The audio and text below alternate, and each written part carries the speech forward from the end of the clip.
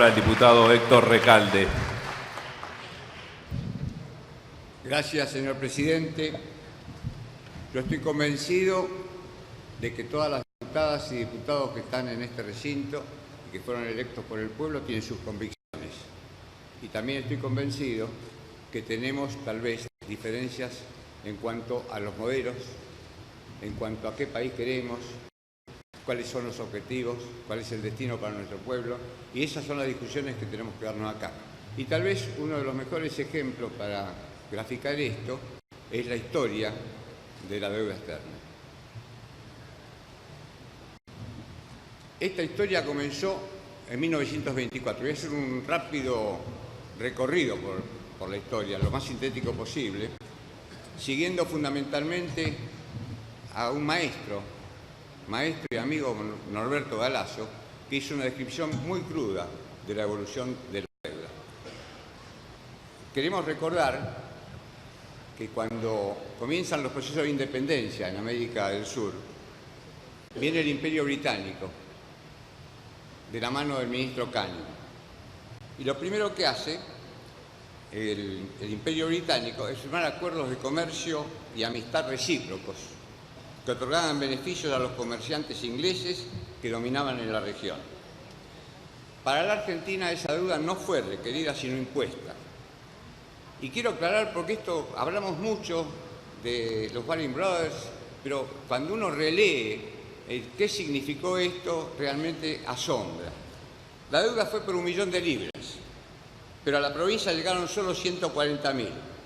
Del resto, 150.000 libras se descontaron por el riesgo que implicaba prestarle a un país latinoamericano. Otras 150.000, esta es la versión de Norberto Galasso, fueron la coima con que se quedaron los negociadores por Buenos Aires y los hermanos Baring. Otro tanto se descontó por gastos que hizo Rivadavia cuando estuvo en Inglaterra. Además, la marca Baring cobró 2 años de intereses por adelantado más un 1% de amortización de capital. 130.000 libras. La comisión en blanco por la operación fue de 25.000 y 400.000 libras quedaron en Londres como pago de regalías de comerciantes británicos radicados en Buenos Aires a sus casas matrices, aceptado todo esto por el gobierno. Al tercer año de la colocación de los títulos, el gobierno no pudo seguir pagando. El default dura hasta 1857. En reconocimiento de los intereses caídos y de los pagos no realizados todos esos años, el gobierno acepta reintegrar 2,5 millones de libras contra 140.000 que fueron efectivamente usufructuadas. El representante inglés que negocia con De la Riestra les comunica a los tenedores de títulos que la propuesta fue tan buena que recomendaba aceptarla sin más dilaciones, porque era muy superior a sus pretensiones originales. Así se negociaba en esa época. Con Bartolomé Mitre, en 1862, la deuda da otro salto. Primero transfiere los compromisos de la provincia de Buenos Aires a la Nación. Después acuerda otro empréstito con la banca inglesa por 2,5 millones de libras adicionales. ¿Para qué? Para lanzarse a la guerra con Paraguay. Pero nuevamente, de los 2,5 millones de libras asumidos como deuda, el país recibe solo 1.900.000. debido a los descuentos por el riesgo de país y las comisiones. Bajo la presidencia de Nicolás Avellaneda, y cito ahora un excelente artículo del diputado Juan Carlos Junio, Mandato Cumplido, bajo esa presidencia, 1874-1880, se cristalizó la doctrina que habríamos de sufrir el conjunto de los argentinos por largos años. Y dice Junio, el joven presidente tucumano pasó a la historia afirmando que la República puede estar dividida hondamente en partidos internos, pero no tiene sino un honor y un crédito, como solo tiene un nombre y una bandera ante los pueblos extraños. Hay 2 millones de argentinos que economizarían hasta sobre su hambre y sobre su sed para responder en una situación suprema a los compromisos de nuestra fe pública en los mercados extranjeros. No es difícil encontrar una diáfana similitud entre ese enunciado y las afirmaciones del actual presidente de la Nación, que dijo: lo importante es que la Argentina debe honrar sus deudas para ser confiable y poder acceder al crédito internacional, ya que hace falta poner en marcha nuestra economía y una forma de activarla es tender puentes con el mundo. En 1890, el gobierno ultraliberal de Juárez Celmas no puede cubrir más los compromisos generados por la banca Valium. Carlos Pellegrini, que es su sucesor, termina renegociando la deuda para la que consigue que un grupo de empresarios locales financien al Estado. Los compromisos igualmente son muy pesados. Al final del gobierno de Sáenz Peña la deuda ya está en 78 millones, nivel que se mantiene durante la gestión de Roca, quien incorpora a Francia como prestamista. En cambio, se desboca con la administración del también ultraliberal Manuel Quintana, llega a 120 millones de libras. También es justo recordar que bajo la gestión de Roca, su canciller Luis María Drago, y acá sí podemos hacer un homenaje a un argentino con mucha claridad, Luis María Drago, con motivo del asedio militar a Venezuela por parte de Gran Bretaña, Alemania e Italia, invocando el no pago de los servicios de la deuda pública, formuló la doctrina que lleva su nombre, la doctrina Drago, y que tiene su clara expresión en la siguiente sentencia. El capitalista que suministra su dinero a un Estado extranjero sabe que contrata con una entidad soberana y es condición inherente a toda soberanía que no puede iniciarse ni cumplirse procedimientos ejecutivos contra ella. Esta doctrina Drago es de estricta aplicación en esta coyuntura histórica de nuestro país. Cuando aparecen gobiernos que son expresión popular, más allá de los defectos, contradicciones y debilidades que hayan tenido, la deuda baja. En su primer gobierno, don Hipólito Yrigoyen disminuye la deuda a 100 millones de libras. Homenaje a Yrigoyen. Y lo mismo ocurre con Perón, con Illa y con Cámpora. Con Perón es el único momento en que se llega a la deuda cero, cuando cancela los últimos 264 millones de dólares que quedaban. Luego viene el golpe de 1955. Al poco tiempo de ser derrotado Lonardi, se entroniza Aramburu, que adhiere al Fondo Monetario Internacional. Desde ese momento empieza a tener mucho peso el Fondo Monetario Internacional y Estados Unidos desplaza en su influencia sobre nuestro país a Inglaterra como principal prestamista de la Argentina. Con Frondizi, la deuda pasa a 1.200 millones de dólares y esta es la etapa marcada por Piero Bacena y Álvaro Alzogaray. La deuda solo desciende durante el gobierno de Illa. Guido le había entregado el poder con compromisos por 2.000 millones de dólares y Illa los achica a 1.700 millones. Pero se produce otra vez un golpe de Estado. Y viene de Onganía, Livingston y Lanusse. Y la deuda, cuando Lanusse entrega el poder, lo entrega con una deuda de 3.700 millones de dólares. En el breve gobierno de Héctor J. Cámpora, se reduce la deuda a 3.400 millones. Quiero recordar que fueron 49 días el gobierno de Cámpora. Cuando se produce el golpe de Estado, la deuda se había ubicado en aproximadamente 5.300 millones de dólares. Pero con la dictadura cívico-militar se convierte en el principal problema económico del país. Esa deuda, cuando termina, cuando recuperamos con Raúl Alfonsín el Estado de Derecho, la deuda había pasado a ser 45.000 millones de dólares. Pero lo importante es aclarar para qué fue esa deuda. De esa deuda se tomaban préstamos supuestamente para las empresas públicas, pero el dinero se utilizaba para sostener el aparato represivo y para la bicicleta financiera que enriqueció a unos pocos. Por eso es muy importante, señor presidente, que se constituya la comisión bicameral que investiga las complicidades civiles con la dictadura de 1976. Otra etapa de la deuda es en algún modo impuesta. La banca estadounidense tiene un gran acceso de liquidez por los depósitos de los jeques árabes, que se enriquecieron con la fuerte suba del petróleo en 1973, cosa que hoy no sucede. Martínez de Oz, desde el Palacio de Hacienda, es un socio inmejorable para los banqueros. La estatización de la deuda privada la diseñaron González del Solar y Cavallo, y también intervino Carlos Melconian. Tuvo un costo de 15.000 millones de dólares, por lo que la dictadura llevó la deuda de 5.300 a 45.000 millones, como decía hace un rato. Cavallo le dijo a las empresas más beneficiadas, como Celulosa, Pérez Compán, Citibank, Asindar, Bridas, Alpargatas, Banco Ganadero, Fortabás y Tequín, que refinanciaran sus deudas en dólares a largo plazo, que el Banco Central les vendería dólares al precio de ese momento. De esa forma, les licuó la deuda en medio de un periodo de alta inflación. El doctor Raúl Alfonsín, a quien también le brindo homenaje, intentó pelear para demostrar la ilegitimidad de la deuda hasta 1985, y honremos también la investigación que hizo Alejandro Olmos y el fallo del juez Ballesteros. Quiero recordar que el doctor Raúl Alfonsín logró rescatar las valijas con documentación que se habían llevado los hijos de Mariano Grondona y Martínez de Oz del estudio Klein-Mayral.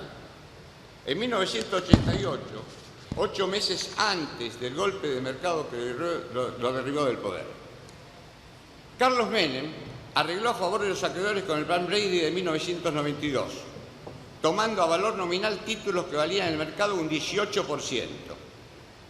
Alfonsín tuvo que dejar una deuda de 60.000 millones de dólares, pero Menem, al terminar su mandato, la elevó a 122.000 millones de dólares. Además, aceptó la capitalización de bonos en la privatización de empresas públicas. Fue una pérdida enorme para el Estado que condiciona el futuro de varias generaciones. De eso estamos hablando también ahora. De la Rúa terminó con 132.000 millones de dólares de deuda y obviamente con la caída en default de 2002. Le correspondió a los gobiernos de Néstor Kirchner y luego de Cristina Fernández de Kirchner encauzar positiva y exitosamente la renegociación de la deuda heredada en los acuerdos del 2005 y 2010. Quiero decir que esto permitió llevar la relación entre deuda y Producto Interno Bruto del 114,76 en 2003 al 27,42 en el 2014. Por otra parte, es imposible, y quiero señalar que en el transcurso de este debate, en el seno de nuestra sociedad, hemos sufrido la pérdida del doctor Aldo Ferrer, maestro y figura señera de la vida pública de nuestro país durante la mitad del siglo pasado y lo que va del presente. Entendemos necesario y oportuno en estas circunstancias no solamente rendir su homenaje a su memoria, a la fuerza de sus convicciones, a la claridad de sus ideas y la forma de transmitirlas, y en particular a su activo testimonio teórico y político acerca del tratamiento que debía merecer la deuda externa argentina. Estuvo por venir acá a la comisión y la enfermedad que sufrió le impidió hacerlo. Un verdadero legado de Ferrer lo constituye el trabajo publicado en Le Monde Diplomatique, así como recientes artículos y declaraciones que se caracterizan por la profundidad, sencillez y contundencia de sus opiniones sobre el actual intento del Gobierno Nacional para superar atropelladamente el largo conflicto de los fondos buitres, bajo la etérea justificación de que llegarán inversiones del exterior y que se podrá acceder a los mercados internacionales. Voy a decir algunos de los argumentos del profesor Aldo Ferrer. La cuestión central, dice Ferrer, en el conflicto con los buitres es la respuesta al siguiente interrogante. ¿Su resolución es indispensable o solo conveniente para el futuro curso de la economía argentina? La suposición que después del arreglo con los buitres van a llegar las inversiones es una ficción. Ningún inversor argentino o extranjero que tenga un buen proyecto deja de realizarlo por el conflicto con los buitres. El pago a los buitres no es suficiente para que las agencias evaluadoras de riesgo mejoren la calificación de la deuda argentina, con la consecuente baja de la tasa de interés. Si la estrategia neoliberal avanza hasta sus últimas consecuencias, como en el pasado, se produciría una severa limitación de la autonomía a las condicionalidades externas, una severa limitación de la autonomía de la política económica subordinada a las condicionalidades externas y las preferencias de grupos con posiciones dominantes en el mercado interno. No es una buena señal presentarse en los foros internacionales criticando al gobierno anterior. Esto podría repetirse en un próximo gobierno, eventualmente de otro signo, transmitiendo la imagen de un país inestable e impredecible que puede desalentar a potenciales inversores. Por otro lado, los aplausos de Davos y la complacencia del Fondo Monetario Internacional y del Tesoro de Estados Unidos son un espejismo. Son los mismos aplausos que en su momento festejaron a los ministros responsables de las políticas de la dictadura cívico-militar y de la década de los 90. En relación a los fondos buitres, la oferta realizada implica un pago 3 veces mayor al que aceptó más del 92% de los tenedores de la deuda original. Cuanto mayor es el desvío entre ambas operaciones, peor es la calificación que merecen los actuales negociadores. La oferta fue planteada antes que el Congreso debata y derogue las leyes que impiden pagar más que en los canjes de 2005 y 2010. Esto afecta a la división de poderes y la soberanía.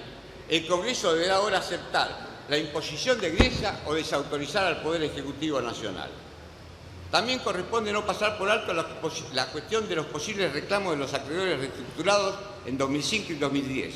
Y digo que uno de los problemas que caracteriza la posibilidad de llegar al acuerdo que propone el proyecto del Poder Ejecutivo es la inseguridad jurídica, no solamente con los acreedores reestructurados en 2005 y 2010, sino también con los actuales. Hemos visto qué pasó con la apelación que hizo Griesa ante la Cámara de Apelaciones de Nueva York. Hemos pedido un dictamen de la Procuración del Tesoro. El Procurador General del Tesoro, el doctor Carlos Balbín, respondió al requerimiento en cuanto a que dictamine sobre los eventuales riesgos, lisa y llanamente declarándose incompetente, en razón de la materia, supongo. El doctor Marcelo Echevarne, del estudio Cabanellas, dijo: creo que tienen baja chance de éxito los que quieran reclamar a pesar de haber sido reajustados. Pero es posible que haya litigios de los que ingresaron al canje, lo cual se puede evitar si Argentina lanza un pedido de consentimiento para evitarlo.